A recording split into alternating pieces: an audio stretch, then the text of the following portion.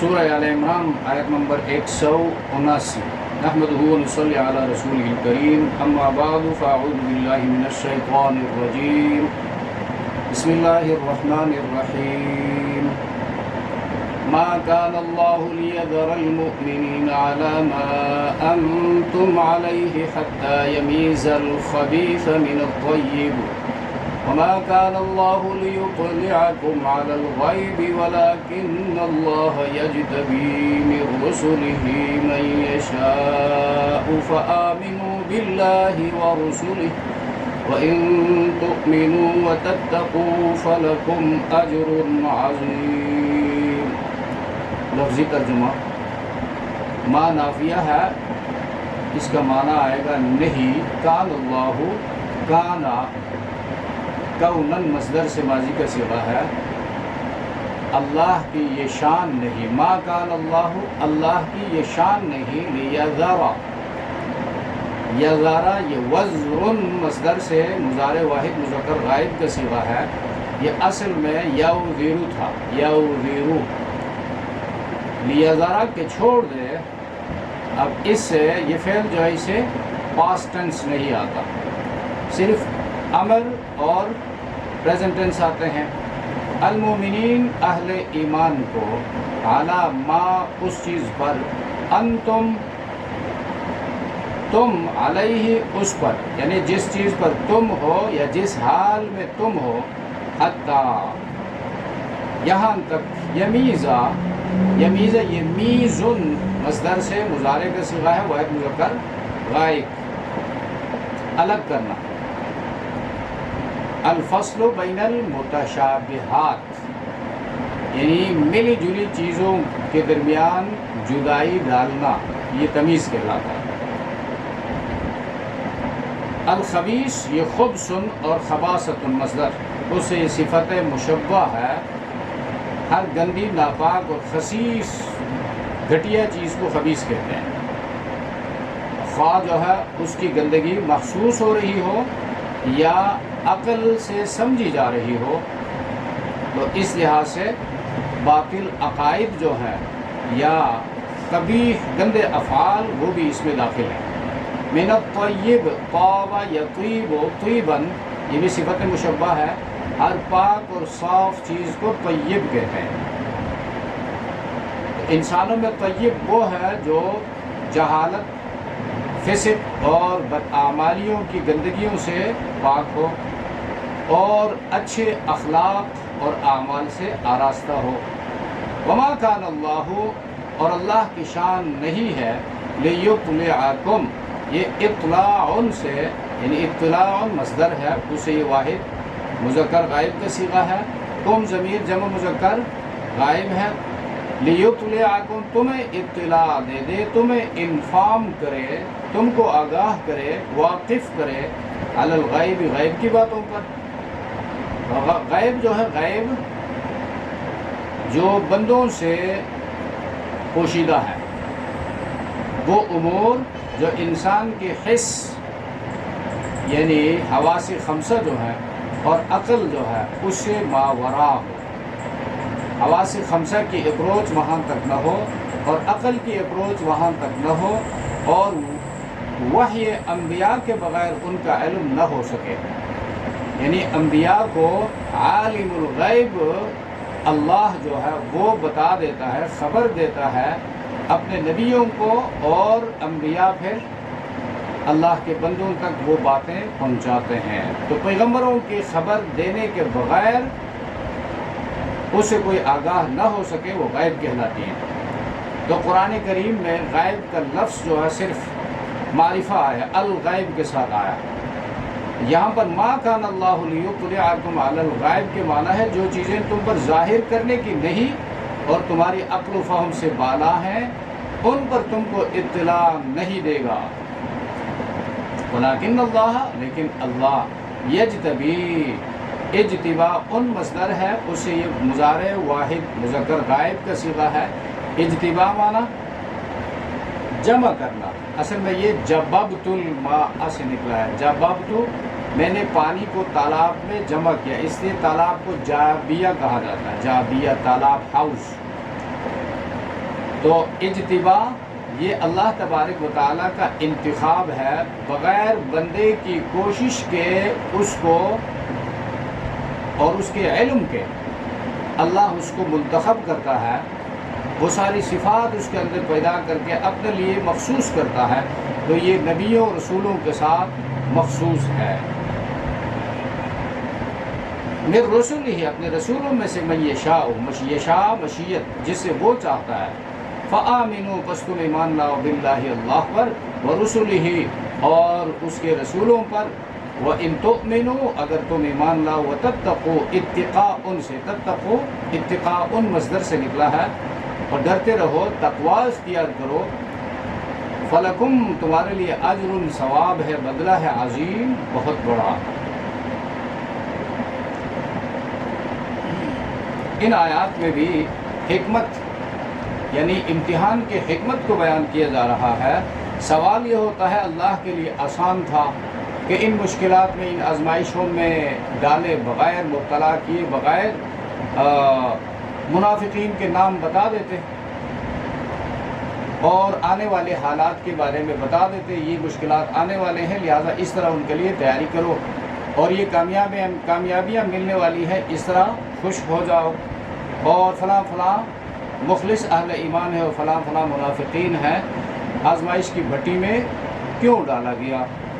تو جواب اس کا یہ ہے کہ اللہ کی صفت حکمت کے منافی ہے کہ سب لوگوں کو اس قسم کے پوشیدہ حالات سے اور رازوں سے، بھیدوں سے آگاہ کرے، اس لیے کسوٹی پر ڈالا، آزمائش میں ڈالا تاکہ کھرا کھوٹا الگ ہو جائے۔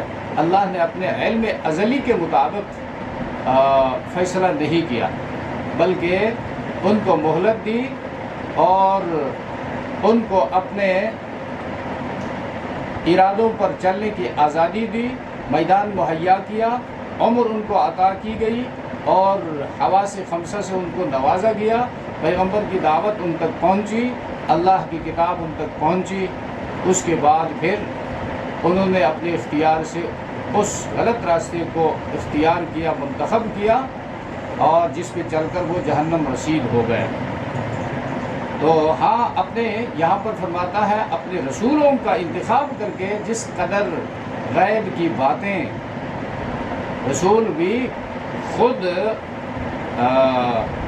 غیب دان نہیں ہوتے، رسولوں کو بھی خود سے معلوم نہیں ہوتا ہے، اللہ منتخب کرتا ہے رسولوں کو، انسانوں میں سے رسولوں کو اب اللہ کا انتخاب، اس کے لیے دنیاوی کوالیفیکیشنز کی ضرورت نہیں ہوتی ہے کہ اتنا مدرسے میں پڑھے گا، اسکول میں، کالج میں لوگوں سے تعلیم حاصل کرے گا، ڈگریاں حاصل کرے گا، یہ فلاں فلاں ٹیسٹ پاس کرے گا، نہیں، اللہ کا انتخاب وہ کچھ اور ہوتا ہے، اور وہ صلاحیتیں اللہ ان کے اندر پیدا کر کے اور ان کی تربیت فرما کر پھر چنتا ہے، منتخب کرتا ہے اپنے لیے، اور پھر وحی کے ذریعے ان کو بتا دیتا ہے کہ حالات ایسے ہیں۔ تو عام لوگوں کو بلا واسطہ ان رسولوں کے اطلاع نہیں دیتے، تو ایسے یہ حالات بھی پیغمبر علیہ السلام عالم الغیب نہیں تھے، عالم الغیب یہ اللہ کی صفت خاصہ ہے۔ اس کی ایک مختصر مثال جو ہے لیلۃ القدر کے حوالے سے صحابہ کرام میں بحث چھڑ گئی کہ لیلۃ القدر فلاں دن ہے، فلاں دن ہے، تو دو صحابی آپس میں بحث کر رہے تھے، نبی علیہ السلام ان کو بتانے کے لیے آ رہے تھے، لیکن جب آئے اور صحابہ میں بحث شروع ہے تو نبی علیہ السلام بھول گئے، اور صحابہ کو پھر فرمایا میں تمہیں بتانے کے لیے آ رہا تھا لیکن میں بلا دیا گیا۔ تو پتہ چلا یہ غیب کا علم اللہ نے دیا تھا، تو بتانے کے لیے چل پڑے تھے پیغمبر علیہ السلام، لیکن جب قریب پہنچ گئے تو وہ جھگڑا سبب بن گیا پیغمبر علیہ السلام کے بھولنے کا۔ تو عالم الغیب بھولتا نہیں ہے، اللہ تبارک و تعالی عالم الغیب ہے، اللہ کے سوا کوئی پورے غیب کا علم رکھنے والا مخلوقات میں کوئی نہیں ہے، نہ جبریل ہے، نہ کوئی اور فرشتہ ہے، نہ کوئی پیغمبر ہے، نہ کوئی ولی ہے، نہ کوئی پیر فقیر ہے، نہ کوئی عالم ہے۔ ہاں، اس کو کہتے ہیں یہاں پر جو حالات بتائے گئے ان کو کہتے ہیں اخبار عن الغیب، غیب کی خبروں میں سے کسی ایک خبر سے آگاہ کرنا، واقف کرانا اپنے پیغمبر کو۔ تو بعض لوگ پیغمبر کے معجزات کو لے کر کہتے ہیں کہ یہ دیکھو غیب کی یہ دلیل ہے، بھئی وہ پیغمبر کا معجزہ ہے، معجزہ پیغمبر کے ساتھ خاص ہے، اس سے دلیل پکڑ کر امت کے لیے ایک عقیدہ ثابت کرنا کون سی عقل مندی ہے؟ تو قرآن یہاں کہتا ہے کہ اللہ ما کان اللہ لیذر المؤمنین، اب اس مسئلے کو یہاں بیان کرتا ہے، آزمائش میں کیوں ڈالتا ہے؟ ما کان اللہ لیذر المؤمنین، اللہ تعالیٰ ایسے تو ہے نہیں کہ مسلمانوں کو اس حالت پر رہنے دے، علی ما انتم علیہ، جس حال پر تم ہو، یعنی تم پر شکست آئی اور تم قسم پرسی کی حالت میں ہو، تم ناداری کی حالت میں ہو، تم قلت کی حالت میں ہو، اقلیت میں ہو، اور تمہارے اوپر ظلم و ستم کے پہاڑ ڈھائے جا رہے ہیں، اس حالت میں تمہیں رکھنے والا نہیں ہے، تمہیں آگے چل کر قیصر و کسریٰ دنیا کے اس زمانے کے سپر پاور سے ٹکرانا ہے، لہٰذا ان سے ٹکراؤ کے وقت ایسا نہ ہو کوئی منافق تمہاری جماعت میں موجود ہو اور وہ اتنی بڑی مہم کو ناکام بنانے میں اپنا کردار ادا کرے، اس وقت مسلمانوں کو بہت بڑا نقصان پہنچے گا، لہٰذا ابھی سے اس کے لیے تیاری یوں کرتے ہیں کہ ایسے حالات لا کر منافقین کی چھانٹی کر دیتے ہیں تاکہ آئندہ کے لیے خالص اہل ایمان آگے بڑھ کر اسلام کا علم پوری دنیا پر لہرائے۔ تو چونکہ دانا خاک میں مل کر گل گلزار بنتا ہے اور اس کے لیے ماحول مہیا کیا جائے تو دانے کے اندر صلاحیت ہے، لیکن ادھر ادھر سے اس کے لیے رکاوٹیں کھڑی کی جائے اور گھاس پھوس وغیرہ اس کے ساتھ اگ آئے تو وہ دانے کی سرسبزی میں رکاوٹ بن سکتی ہے۔ یہی حال اہل ایمان کی جماعت میں منافقین کے کردار کا ہے۔ تو آزمائشوں میں جب ڈالا جاتا ہے، آزمائش سے جب خالص سونا نکلتا ہے، سونا آگ میں تپ کر کندن بن جاتا ہے، سونے کو آگ میں ڈالا جائے، تیزاب میں ڈالا جائے، اس کی میل کچیل دور ہو جاتی ہے اور اس کو مزید تجربات حاصل ہوتے ہیں، وہ اپنے تجربات سے آگے سبق سیکھتا ہے اور جو مشکل حالات آتے ہیں ان جیسے حالات سے نمٹنے کے لیے وہ تیاری کرتا ہے، اس لیے کہ اپنے مشن پر، اپنے ایمان اور نظریے پر اس کا یقین اور مضبوط اور پختہ ہو جاتا ہے، اور اس موڑ پہ جا کر منافق پیچھے ہٹتا ہے، وہ کہتا ہے کہ اس کاز پہ خرچ کرنے کے لیے ہمارے پاس پیسہ نہیں ہے، ہمارے پاس صلاحیت نہیں ہے، ہماری اتنی عمر نہیں ہے اور ہمارے پاس ایسی عقل نہیں ہے کہ 1000 جا کر ٹکرائے 3000 کے ساتھ اور 10,000 کے ساتھ، لہذا منافق ایسے حالات میں پیچھے ہٹتا ہے۔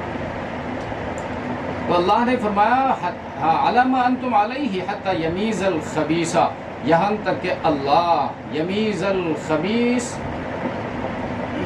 جدا کرے وہ گندے کو سترے سے، یعنی ملی جلی چیز کو الگ کرنا۔ الفصل بین المتشابہات لفظی ترجمے میں بتایا، ملی جلی چیزوں کو الگ کرنا، تو یہ ملی جلی منافقین اہل ایمان کے ساتھ ملے جلے تھے، تو ان کو الگ کرنے کا یہ طریقہ تھا کہ ان کو آزمائش میں ڈالا جائے۔ من الطیب مانا سترے سے، طیب سترہ پاک۔ اب طیب جو ہے انسان کے لیے جب استعمال ہو جائے، انسان طیب ہے، جہالت سے پاک ہے، علم سے مزین ہے اور فسق حد سے گزرنے سے پاک ہے، اعتدال پر قائم ہے، بدعمالیوں کی نجاست سے پاک ہے اور نیک اعمال سے آراستہ ہے اور بد اخلاقی سے پاک ہے اور اخلاق کے اعلیٰ اقدار پر قائم ہے۔ اور اسی طرح خبیث جو ہے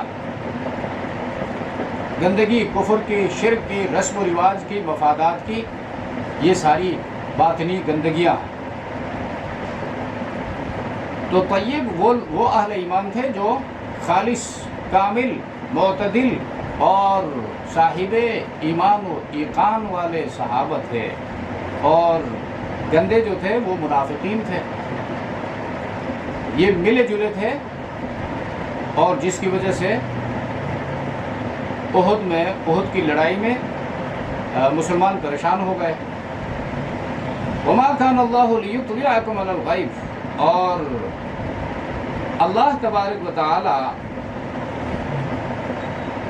اللہ کی شان یہ نہیں ہے کہ واقف کرے تم کو پوشیدہ بات پر، ولیکن اللہ، لیکن اللہ تعالی یجتبی، چنتے ہیں، منتخب کرتے ہیں، من رسلہ، اپنے رسولوں میں سے، من یشاء، جسے چاہتے ہیں، فآمنوا، پس ایمان لاؤ۔ تمہارا کام کیا ہے؟